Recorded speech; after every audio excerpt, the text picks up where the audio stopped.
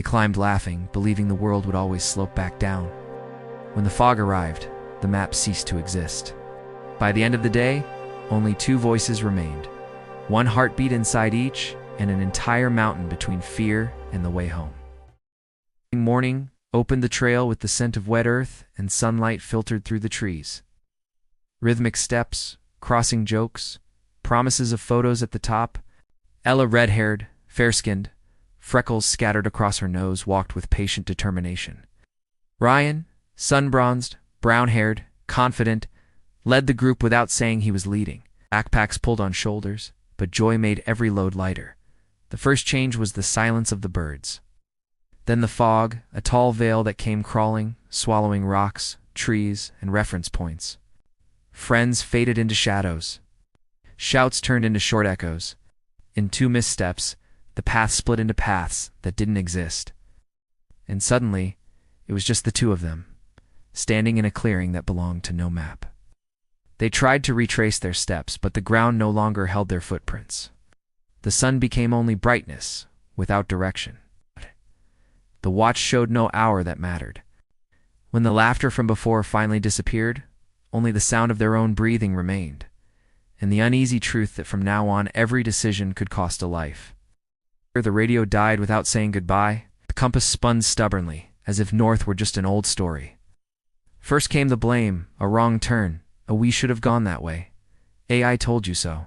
Frustration grew like vines after the rain, choking the space where reason should be. They stared at each other, looking for confirmation of the mistake neither wanted to admit.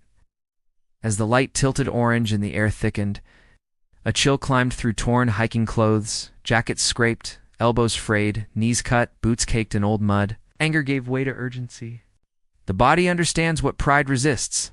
Survival, isn't about being right. It's about care. Without saying much, they divided the tasks. Ryan tested the rocks with the toe of his boot, studied the terrain, searched for a higher, sheltered ledge away from the wind. Ella gathered dry twigs beneath damp leaves, checked her torn backpack, ranged what was left: a crumpled thermal blanket, duct tape, a pocket knife, 2 electrolyte packs, a half-full bottle of water. Each object became the size of a promise. When night fell, it wasn't dark, it was thick, returned, smelling of moss and cold stone. The mountain's sounds faded into one slow breath. Between invisible peaks and very visible fear, they had only one option left: trust. Beneath a rocky overhang shaped like a shallow cave, they found dry ground. Their fire was possible.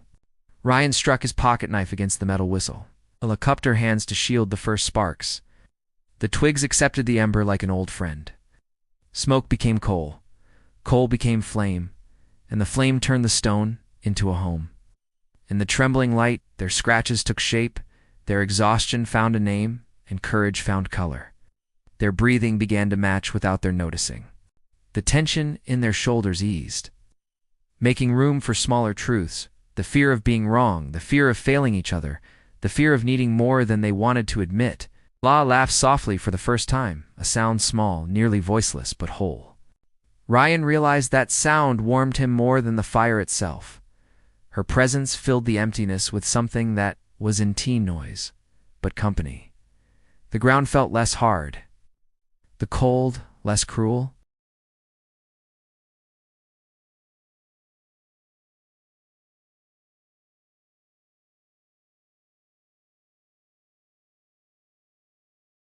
And stained her gray climbing pants slit at the knees. Boots spattered with mud.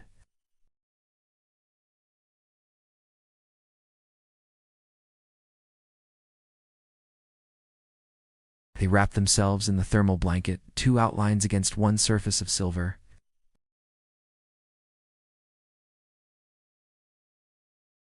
Sleep came in fragments, visiting rather than staying.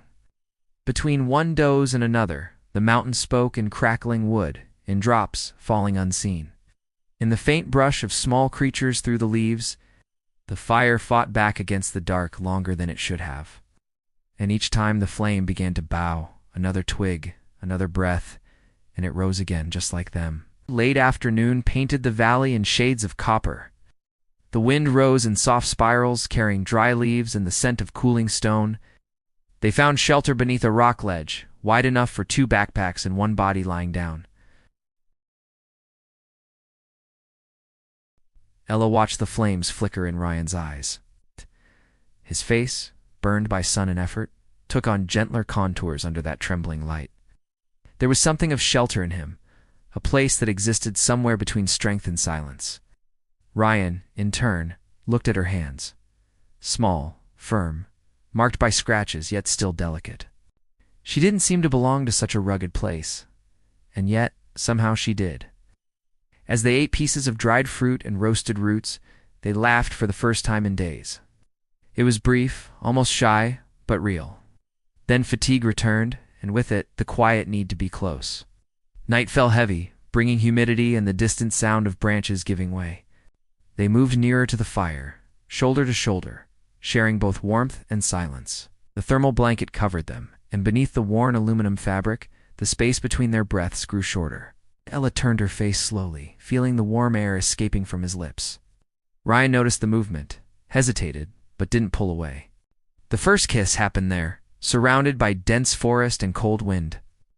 Yet amid all of it, what they felt was protection, a bond, a pulse of unity. The touch came naturally, softly, like a quiet confirmation of life. His hands found hers and stayed there, joined without rush. It was enough. They didn't need words. The mountain, which until then had only heard shouts and footsteps, now listened to something else. The sound of trust becoming shelter, and 2 hearts beating in perfect rhythm. That night, she slept with her head on his chest, his heartbeat matching the wind that descended the slopes. The fire burned slowly, and when the last embers faded, only one warmth remained, one that no longer depended on flame. The warmth of skin against skin, of scent and breath, of a perfect harmony that felt like love itself. Ella, apparent age, 29 years, skin, very fair, slightly flushed from the cold hair. Red, long, slightly wavy, loose in the wind face. Soft freckles on the nose and cheeks, chapped lips, intense and sensitive gaze body. Slim, with subtle strength. Fragile, but resilient appearance. The following days were filled with improvised harmony. They found a rhythm, fetching water at dawn, searching for fruits and roots, marking the path with stacked stones. Every gesture had meaning, and every silence an answer. They didn't speak of rescue. They spoke of what they would do when the sun returned again.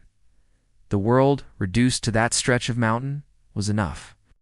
She learned to listen to the ground, the echo of birds, the way the wind changes before rain. He learned to let go of control, to follow her gaze when his own failed.